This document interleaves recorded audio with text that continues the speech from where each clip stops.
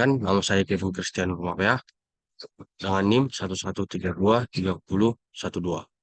Pada kesempatan kali ini, saya akan menjelaskan tentang software. Yang pertama, apa itu software?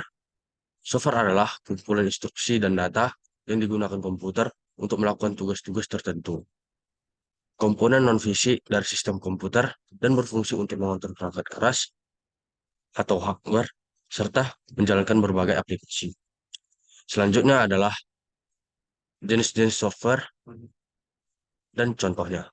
Yang pertama itu ada software system, di mana jenis perangkat lunak yang bertanggung jawab untuk mengelola dan mengoperasikan perangkat keras komputer, serta menyediakan lingkungan dasar yang diperlukan untuk menjalankan perangkat lunak aplikasi.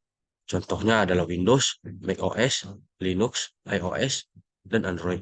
Yang kedua itu ada software application. Terdiri dari program-program mandiri yang menyelesaikan kebutuhan bisnis tertentu. Contohnya, point of sales atau POS, dan sebagainya. Yang ketiga itu ada artificial intelligence software, di mana menggunakan algoritma non-numerik untuk menyelesaikan masalah kompleks yang tidak dapat dihitung atau dianalisis secara langsung. Contohnya termasuk robotika, sistem pakar, permainan berbasis kecerdasan buatan, dan sebagainya.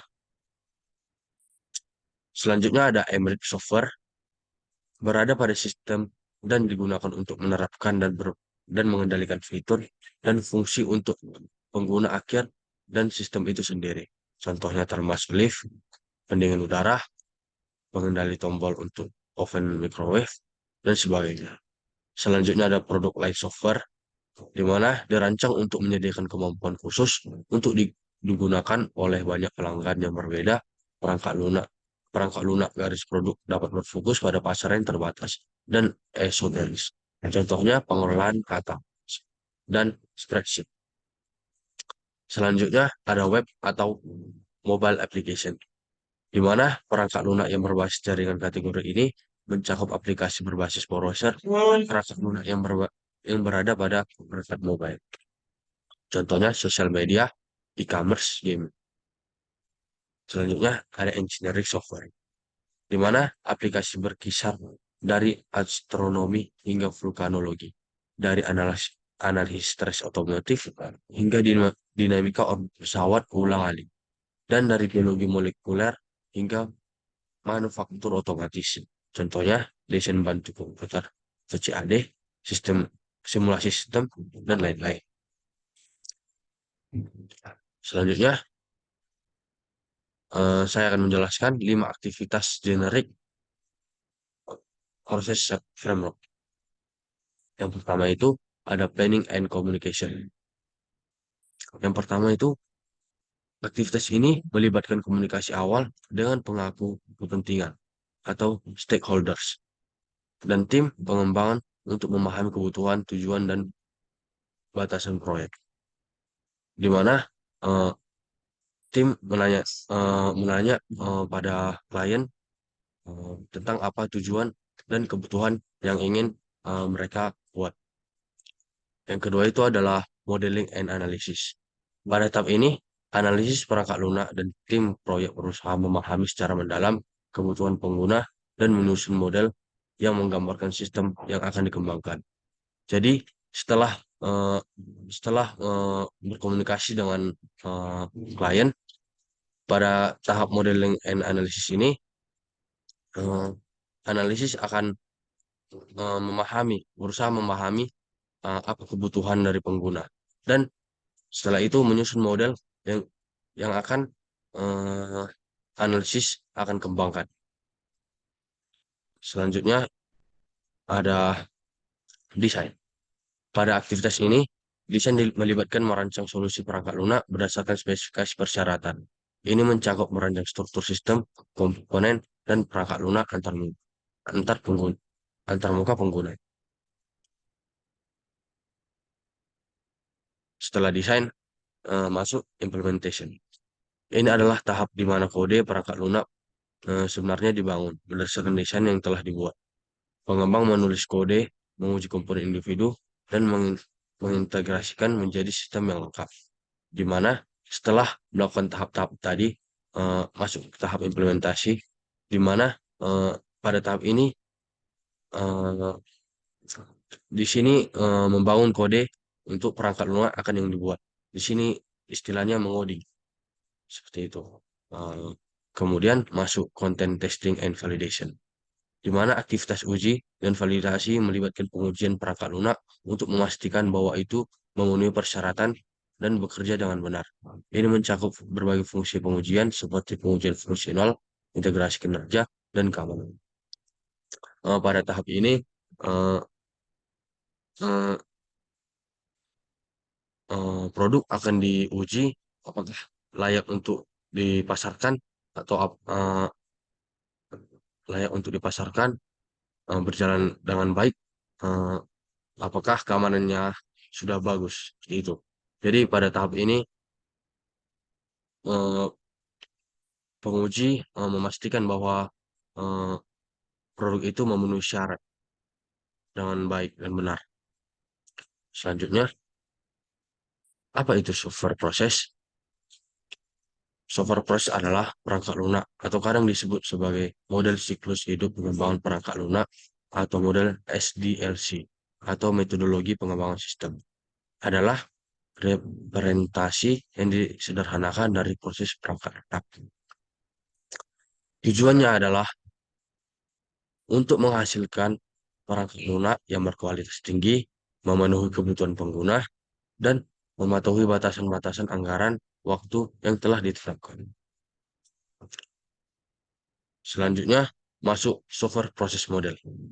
Menurut Summerfield, sebuah model proses perangkat lunak adalah sebuah deskripsi terstruktur dari langkah-langkah yang diperlukan untuk merancang dan mengembangkan perangkat lunak. Contoh contoh preskriptif software proses model. Yang pertama, yang pertama itu ada waterfall model. Model waterfall adalah model klasik yang bersifat sistematis berurutan dalam membangun software.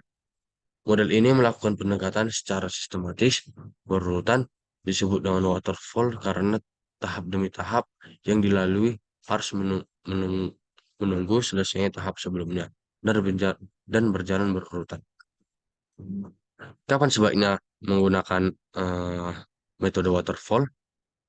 Ketika ketika semua persyaratan yang dilakukan sudah dipahami dengan baik pada awal pengembangan program, dan definisi produk bersifat stabil dan tidak dapat perubahan yang dilakukan saat pengembangan untuk alasan apapun.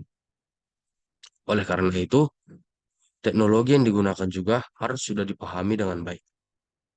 Kemudian, menghasilkan produk baru atau produk dengan versi baru. Sebenarnya, jika menghasilkan produk dengan versi baru, maka itu sudah termasuk incremental development, yang setiap tahapannya sama dalam waterfall, kemudian diulang-ulang. Oke. Selanjutnya, prototyping model. Prototyping model merupakan salah satu metode merupakan salah satu metode pengembang perangkat lunak yang menggunakan pendekatan untuk membuat perencanaan dengan cepat dan bertahap sehingga dapat segera dievaluasi oleh calon pengguna atau klien.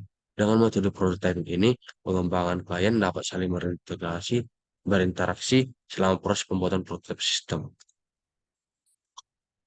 Kelebihan dari prototyping model ini, yang pertama, adanya komunikasi yang baik antara pengembang dan klien. Yang kedua, pengembang dapat bekerja lebih baik dalam menentukan kebutuhan klien. Yang ketiga, klien berperan aktif dalam mengembang sistem. Yang keempat, lebih menghemat waktu dalam pengembangan sistem.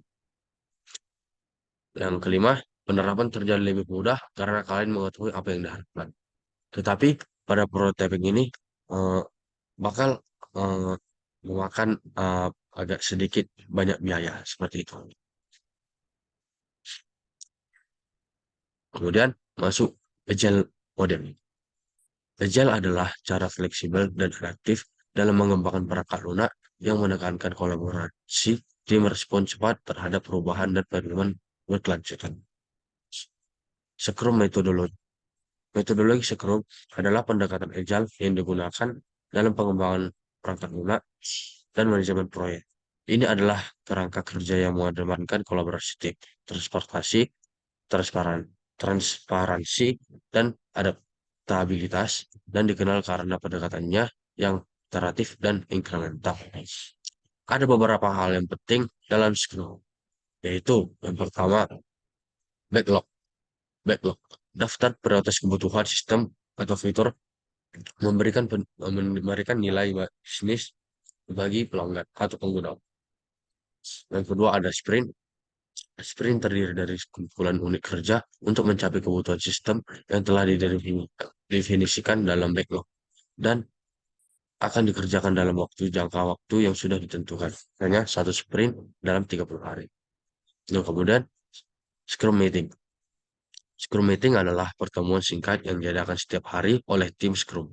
Ada tiga kunci pertanyaan yang ditanyakan setiap harinya. Yang pertama itu, apa yang sudah dikerjakan? Yang kedua itu, apa kendala yang dialami? Yang ketiga itu, apa yang akan dikerjakan selanjutnya? Selanjutnya ada demo. Menyampaikan perkembangan perangkat lunak kepada pelanggan. Fungsionalitas yang telah diimplementasikan, didemonstrasikan, dan dievaluasi oleh pelanggan. Kemudian masuk tahap diskusi. Scrum Team, Scrum Artifact, Scrum Events. Bagaimana kalau ada perbaikan dari hasil demo? Masuk ke, kita akan masuk umbrella activity. Umbrella activity dalam konteks pengembangan perangkat lunak mengacu pada sekelompok kegiatan manajemen dan perencanaan yang diperlukan untuk mengatur dan mengawasi seluruh siklus pengembangan perangkat lunak yang mencakup aspek-aspek seperti perencanaan proyek, manajemen risiko, manajemen kualitas, pengolahan sumber daya, dan pengawasan proyek secara keseluruhan. Aktivitas ini bukanlah tugas teknis, tetapi penting untuk kesuksesan proyek perangkat lunak secara menyeluruh. Berikut adalah eh,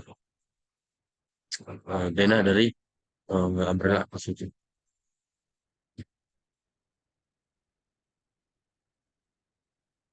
Selanjutnya adalah kebutuhan-kebutuhan dalam perangkat lunak. Yang pertama, kebutuhan fungsional.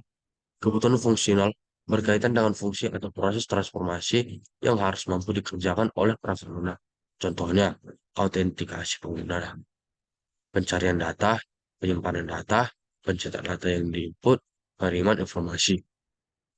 Kemudian ada kebutuhan informasi. Kebutuhan yang kebutuhan yang menetapkan karakteristik performance yang harus dimiliki oleh perangkat lunak seperti kecepatan, ketepatan, atau frekuensi. Contohnya, waktu respon, mampu mengelola data sebanyak mungkin, multi-user, kapasitas, koneksi. Kemudian ada kebutuhan termuka. Kebutuhan termuka yang menghubungkan perangkat lunak dengan perangkat keras, perangkat lunak, atau basis data. Contohnya, perangkat lunak pengisuan data seperti keyboard dan mouse. Tampilan awal, menu navigasi, notifikasi, pengaturan tampilan. Sekian hasil presentasi saya. Jika ada kesalahan kata, saya mohon maaf. Terima kasih.